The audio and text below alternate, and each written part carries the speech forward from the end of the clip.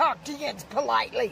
On Twitter, Harada was talking about how he was gifted a special copy of Metaphor from another game studio. And he also adds that he created this illustration in celebration of their 35th anniversary. This quickly turned into a conversation surrounding Harada and how good of an artist he is. Bros really like that. This one here is Reina, who attends the Undersea Warfare Research Division campus of Mishima Technical College. Okay, not to get off topic, but sometimes they say the Mishima Polytechnical High School, and now they're saying the Mishima Technical College. So this is just an idea of how old Reina could be, if we take this as canon. But this conversation quickly turned into a conversation about story in general. One person responded to Harada and said, "You should quit video games and become a manga illustrator instead, senpai. You will make millions." And this is where Harada really starts talking about the story of Tekken, and this is where things get crazy.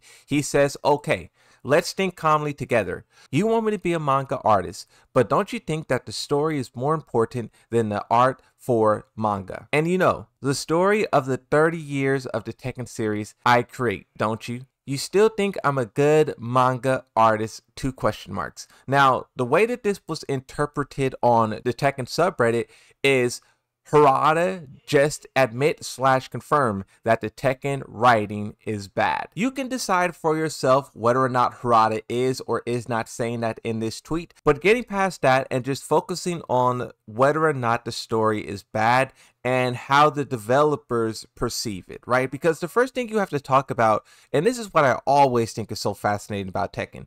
Tekken has 2 Guinness World Records currently. They had many others, but right now they have 2. One of the Guinness World Records is the longest running 3D fighting game video game franchise. This has been updated when Tekken 8 came out, so it continues. The record is still being held. If they ever reboot the franchise like a Mortal Kombat or something, then they will lose the title. The second record is the longest running consistent video game universe, and this is basically the longest running story. So Tekken has this world record for the longest running story, and not just a fighting game, but in every video game you can ever imagine. Tekken is the longest running story. With that being said, the story is filled with retcons and plot holes and things that don't make sense. Characters is acting this way in one game, and then they flip around and act another way in the other game. Really, I don't put this full burden on Tekken. I think this is just fighting games as a whole. It took fighting games a very, very long time to finally start to take story seriously. We got to give a lot of credit to Soul Calibur because they're one of the few fighting games who took it seriously from the start. That is why they incorporated Yoshimitsu. They talked to Harada and they said, we want to put Yoshimitsu in here because we feel like we could do something incredible with his lore. And a lot of the things we think about with Yoshimitsu, the Manji clan, the sword, his healing, all of the things we think about comes from Soul Calibur. If that game never did what they did early on, Yoshimitsu would be another blank canvas like so many characters on the roster of Tekken, right? So fighting games took a very long time to get serious with their story, but you have all of these retcons and plot holes, and sometimes they got to retcon the past to try to make sense of it. But as we see with Tekken 8 and also Tekken 7, they're continuously making mistakes. Now, when you talk specifically about Tekken 7, I try to give them the benefit of the doubt, and here's why. When you look at the Art of Tekken visual guide, it talks about basically the whole entire Tekken series. This came out about 2019, so Tekken 8 isn't included. Maybe they'll do an update and add Tekken 8 to the book. But the part about Tekken 7, it talks about, I'll just read it. There were a lot of problems in development of story mode. All members in charge of this part gathered a lot, discussed solutions, and confirmed processes again and again. Personally, what I remember most was the last part of the development. In order to catch up to the delay, I left most of the parts up to Ikeda and worked on scripting from morning till night for 2 weeks. Because of this scenario delay, the development time for the story mode was hugely reduced. Because of that, the quantity of scenario was reduced and some parts were cut. with pictures based on planned movie parts put in their place. So this basically explains exactly what happened to the Tekken story. They were running short on time. They were very behind. They started to cut massive chunks of story. If you guys don't know, Jin was supposed to be like a boss somewhere in the story. There's a, cutscene, like a start of a cutscene where he is talking to Kazuya Mishima in the Mishima Dojo. That probably was cut. But then you also talk about how they had to remove like large chunks of the story and just put the images that we see where the narrator is talking over. And I know the narrator is one of the worst parts for a lot of people, but this is why they did it. They were behind. So this is why I just say I try to give them the benefit of the doubt with Tekken 7. Time was not on their side. We all know what Tekken Tag Tournament 2 did to the franchise, and they didn't have the luxury to make these kind of decisions. They just had to do what they did, right? Harada says Claudio's setting and story parts will be very important.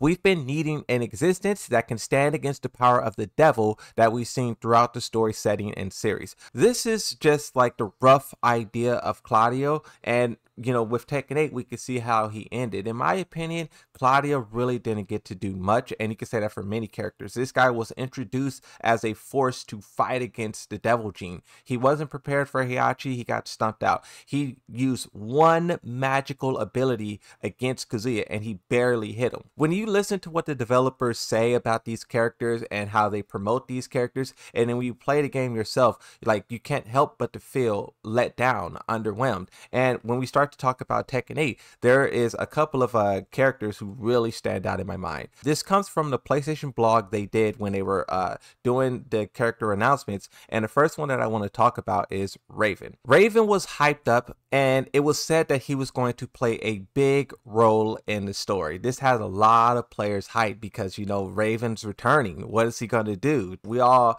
remember the Heihachi Mishima is dead, but now we're going to see a better Raven do its thing. But then after playing the game and the story DLC, like, I get why they say he's going to have a big role, but when you really look at it, he has a couple of lines of dialogue with Victor. Victor's basically telling him, go over there, do this, go over there, do that, and that's pretty much it. He doesn't really like impact the story in a meaningful way. He doesn't do anything with Jin. He doesn't do anything with Kazuya. He doesn't make any meaningful discoveries or push the plot forward. He is literally just there, say a couple of things. Oh, Kazuya Mishima did this. Raven says, oh, okay, you go do that, and then that's it. That's not really a big role when you think about it, right? It says he also has much more significant role in the overall storyline this time. Previously, efforts carried out by the UN has not been portrayed much in the Tekken storyline. Raven and his organization will play a larger role in Tekken 8, including the UN's decision to sanction G-Corp. So this sounds pretty fire, right? It sounds like we're actually going to see like a real global war, because when you talk about, Tekken 6 being the start of the World War III, largely it doesn't feel that way. You only have Jin, Kazuya, Heihachi fighting each other. With the introduction of Lydia, and also you could say later on Victor, this was the first time we ever seen a third party non-Mishima enter the fray. So this was just really hyped to see that they were pushing Raven down this way. And then also when we talk about Victor, how he was hyped up